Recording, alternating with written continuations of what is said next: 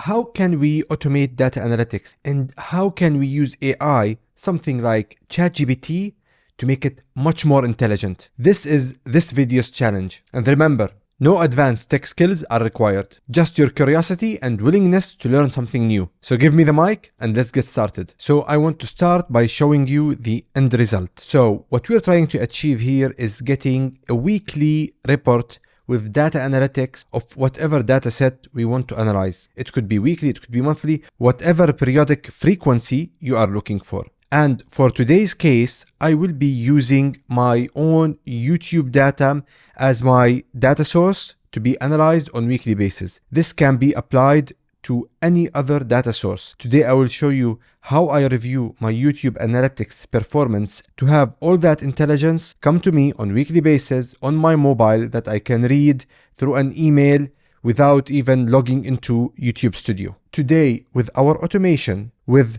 super powerful tools and platforms, no-code or low-code platforms like Zapier, ChatGPT, we are able to do definitely descriptive analytics, but also on top of that, we can get to high quality, predictive and prescriptive analytics. And this is what I'm doing for my own channel. Now, let's move to the fun stuff. Before we carry on, if you're a subscriber, welcome back to Give Me the Mic, where technology is simplified. If not, I am Samer, a Fortune 500 corporate executive and a non-developer. And I will be your guide into a journey to explore together the world of AI, automation, no-code, low-code platforms, and tech universe. Let's dive in. Okay, so if you are familiar with Zapier, probably this looks familiar to you.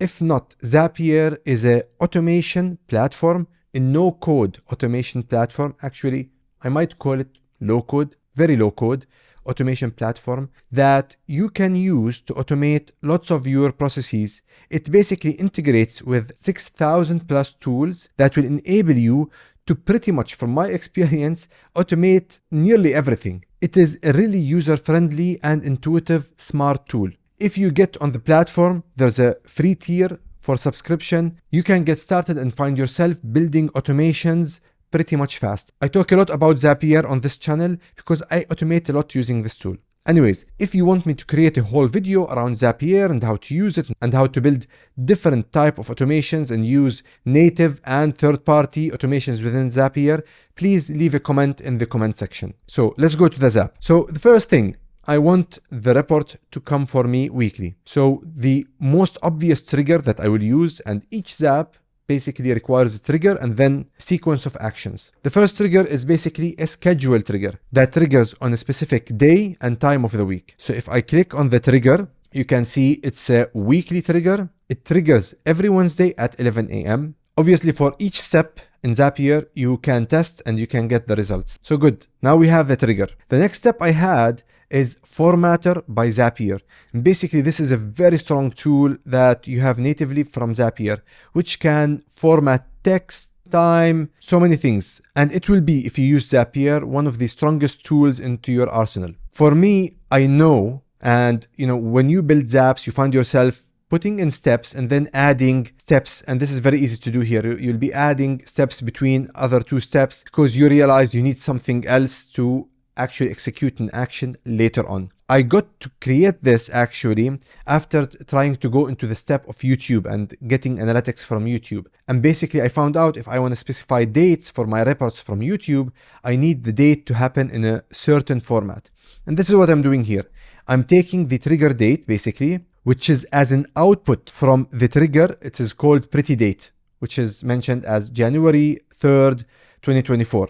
So this is the date when I built it a month back. And then not only that, I also want to have a date of a month behind. So if I want to look at the past month, I need to have today's date and the date of 30 days back or one month back, both formatted in this format that is familiar for the YouTube step. What you can see here, year, month, day. And now we'll go to the next step. And this is where basically I take the pretty date itself and then I change it to the format that is familiar for the YouTube and other steps later on, which is this one again. Ideally, if you want to be super organized when it comes to Zapier, you can always rename those steps. So whenever you look at them, you'll understand what the step is doing. Sometimes I do that, sometimes not, and organize it in a logical manner.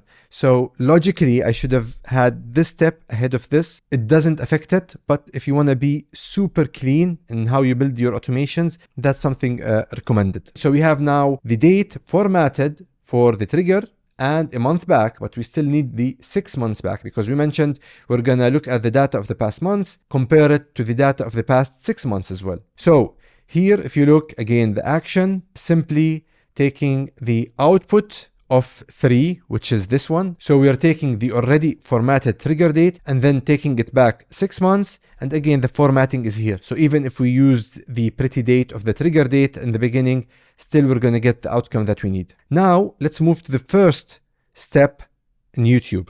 There's an event called get report. So usually there's 3 things in each Zap step that I should have mentioned before. You have the app, so you select the app, what app you want to use. Here we're selecting YouTube. And then within that app, what is the event? So there's different types of events. So if you click at this one, you can see there's multiple types of events. Custom actions beta, this is again something strong I talk about in other videos. If you want more around this, put a comment in the comment section. Post comment response, this is something, a surprise I'm working on. I'll come to you in the future with this, but this is a custom action that you can create in Zapier, your own custom actions based on the API documentation of the app. And then you have the native stuff like upload video thumbnail, upload video, and then get a report. So this is what we want. We want to get a report. And then we go and we select the account. So probably you might have 2 accounts, 3 different channels. So you need to specify, at least for this Zap, what channel or what account your channel is located in. So you can direct your action to the right account and the right channel. And this is the action. I'm specifying my channel here, and there's multiple types of reports you can get. So for me, I selected one where I get the important data, actually the most detailed one, where I get information like average view duration, average watch time, likes, dislikes, comments, all of these insights. And you can see I put the start date in the format, which is, you can see, defined here by the YouTube Zap or app. And then I take the start date, which is the trigger date, and then I get the end date, which is a month before. And this is, I renamed it, one of the things where I did right. So this is get month report in YouTube, okay? And then you specify the report metrics, basically the data points that you want. And you can see I have a lot of them. Anything that I believe is very important for me to really decide and understand, and maybe the AI as well, how my videos are performing, and maybe get some reasoning out of that. And even you can add more stuff, which is in there natively, if you think it's required for your type of analytics. Now, one of the superpowers of Zapier is this native action, which we're going in next, called Code by Zapier. So Zapier allows you to insert code into your Zap, small automations that you can get super powerful outcomes from just by dropping Python or Java code. Till now, I've done pretty much impressive things using that code. And again, I'm not a coder. Usually I do these things working with ChatGPT and Zapier. So I go to ChatGPT, I tell it to give me certain code, to give me something specific, and I get the code. So as a non-coder, I guarantee you, if you spend little time on ChatGPT, you learn how to prompt it, you will always be able to nail these kind of steps, which will be magical for your automation. As I mentioned before, every action or trigger, you can test and see the results ahead of going to the next one. So if you look at the results of Get Report in YouTube, you will see it's basically data strings per video of all these data points. So each video will have a title, views, likes, dislikes. So it's all given in strings, which is good, but somehow or sometimes very hard to manage and deal with as data in an automation. So what I wanted to do is I want to get all of these data strings, and I want to build an HTML table, which is basically what you see on a document as a table. It's easier for me to read in the email, which you saw before, and probably it's an easier way for AI to really understand the data and interpret it in the proper way. So I went and I will share in the members area on my website, and you'll see the link in the description, the code that I use for this step. So here, for the action, because this is a Python code, so I need to define the input data. So I need to tell that Python code, this is the input, and this is the data string for that input. I'll have to do it one by one. It's a long process, but it's a long process that you only do once and never again. After that, this will happen on weekly basis without even touching a single button. Again, I'm not getting anything from outside, it's all in here. So I'm getting the video title, and again, these are names I gave it for that input because I will use this name in the code.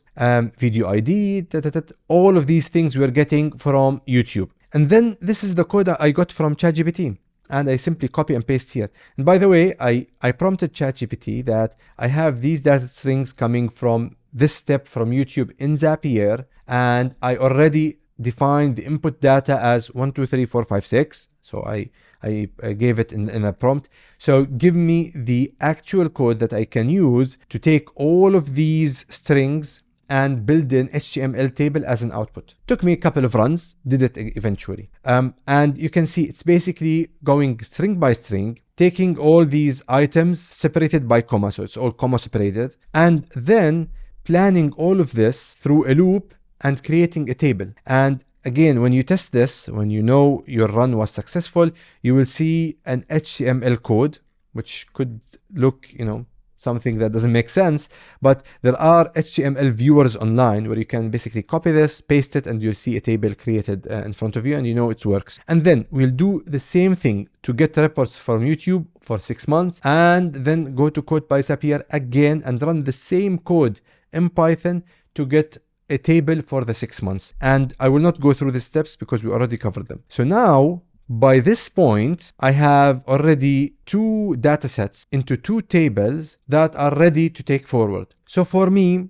and maybe for my sanity, I had to drop these 2 tables in a document that is automatically created in my Google Drive. And after that, I go and I find the file that was created by this Zap, and then I have another step where I make sure that this file is made public, so anyone with a link can access it. Because to make sure that ChatGPT has access to that file, I need to make it public. And it is very simple to use the app, especially Google Apps in Zapier. So I selected the app Google Docs, event, create document from text, very simple. I selected my account, and then the action is basically I call the document by date. So if I go to that folder, I specify the folder where all these documents are dropped. And when I go to that folder now, I see every report generated for me named by the date of the trigger. So I'll know this is the report on that date, this is the report on the week after, and so forth. And basically, what I'm telling it to do, Google document, name it with the date of the trigger, and then put 2 things. Create data for last month, which is between the trigger date and the 1 month back date. And then I get the outcome of Code by Zapier table, which is in HTML. And then I mention end of monthly data. This is more for ChatGPT to understand that this is the data and this is where it ends. The same goes for the 6 months. I create the document and I specify the folder here. And then I can test and it'll just tell you true that it was created. In this step, I will not go into it. Very intuitive, very easy. And basically, you have to find that file. How do you find it? I'll go to the action just quickly to show you. I look for the title, which is defined as the pretty date. And then add file sharing. So again, I chose the same app, which is Google Drive here. The event is different, which is add file sharing preference. And here I'm just saying for the file that we already identified, this is the ID for it, from the find step, anyone on the internet who has a link can view. I don't need ChatGPT to edit, I need it just to view. So the crown jewel of this automation, ChatGPT. This is not problem free, I'll be honest. I found while testing this, while running this, issues between ChatGPT, an action in a Zap, and its ability to handle big amounts of information. The problem when you put the outcome of the, I believe, Code by Zapier as HTML, you're basically putting a big chunk of text, which can translate later on into a table. You're putting all of that into ChatGPT. And I will show you how I tried to avoid that here. But still, at some runs of ChatGPT, I get, I think it's a 503 runtime error. Basically what it means that there's an HTTP request made to ChatGPT and it did not respond in time. It took it more time. So basically Zapier will give you that error. I honestly do not know. Is it an issue in ChatGPT OpenAI or with Zapier? But I know it's something that will be solved like at any moment now. And again, I'm pushing lots of data here. If you have a better idea how to do this, if you explore and find something better from your research, from your experimentation, please tell me in the comment section. Okay, so I used a conversation with the assistant. I have created one for YouTube reports, and basically it has instructions on how to analyze data. It has a document on best practices of how to do analytics for YouTube. So it has everything it needs to do the analytics for me and to do it in a way I'm expecting, and that really provides value when we are talking about data concerning a platform like YouTube. Now, let's go back to the Zap. So I select the account again after selecting the event, which is conversation with an assistant. Then we go to the action, and here I gave it a very small prompt. Why? Because the assistant has a very detailed set of instructions of how to deal with data. Still, some of them I reinforced here, but I didn't go into detail. If you go to the assistant side, it will be a huge paragraph of instructions on top of the document that is already attached to it with all the best practices to doing analytics for YouTube. And then I'm selecting the assistant here, which is YouTube reports, and then the model. Okay, so there's two things here to keep in mind. There's certain models that work or do not work with certain functionality. So ChatGPT 4 and 3.5 Turbo, but definitely the one that end with 1106, those are the ones that you can use with these tools, the retrieval and the code interpreter. And here you need both. Why? The retrieval will give you the ability to go to a document which we created, take information from that document and analyze it. Okay. The code interpreter will also enable you to do data analytics of that data. Look at the trends, look at everything there, and then do really in-depth smart data analytics. This is basically the tool in ChatGPT that does data analytics, and this is what we're doing here. So you need both. And one more thing I noticed, when you use the GPT 3.5 Turbo, we tend to have less runtime error that I mentioned before with this model compared to the 4 Turbo 1106. Nevertheless, you have to be aware for the second thing here. These runs with the assistants, depending on the amount of data you're pushing out and you're getting back in basically terms of tokens, can get pretty expensive. So use this wisely, understand the cost structure, and do it in a way that makes sense for you. So for example, probably I shouldn't be doing it at all for the size of my channel. Maybe if it grows, it makes more sense.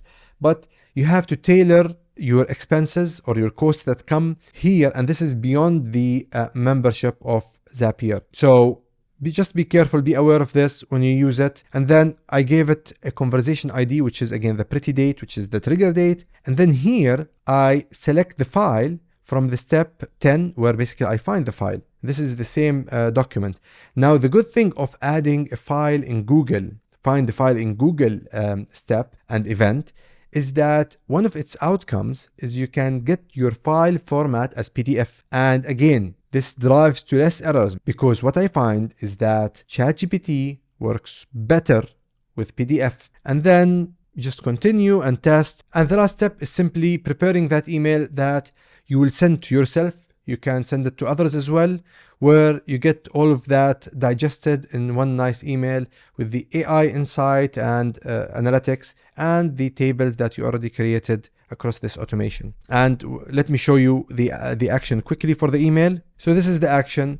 In previous steps, you can specify from which account or from which email you want to send that email, to which email you want to send it, or emails you want to send it. And then you can even modify the from name. So for me, I call it YouTube Analyzer. And then the subject is the weekly report, and then the pretty date. So I can know exactly and refer back to that email if I want to go back to it in the future. I made the body type HTML because obviously so many things we are getting in HTML. And then basic HTML code. Again, you don't know HTML, you don't need to know HTML these days. Just go to ChatGPT and just tell it, okay, I want a simple HTML code to write a nice email, aesthetically nice email. And here basically I say AI analytics that you saw, it's a header, defined as a header, it's bold, and then I get the response from the ChatGPT step, and then after that I just simply drop in the tables as HTML code, and in the middle I put the last month data and then the last 6 months data. And with this, I get a really nice email in my inbox, and that's it. So if you want to lead and innovate in your field, subscribe to Give Me the Mic for your front row seat into the world of cutting edge, no code technology. Join a community where your voice matters, and together we'll try to redefine the non-coder stereotype and even our roles in this AI revolution. Hit subscribe and ring the bell. And don't forget, your mic is waiting. Let's hear your voice in the comment section. And finally, if you want to know how you can automate 90% of the things you do with Zapier and OpenAI, or if you want to learn how to deploy your own AI agent on your website, the videos here and here, depending where it shows. And this is me giving the mic back. Thank you and goodbye.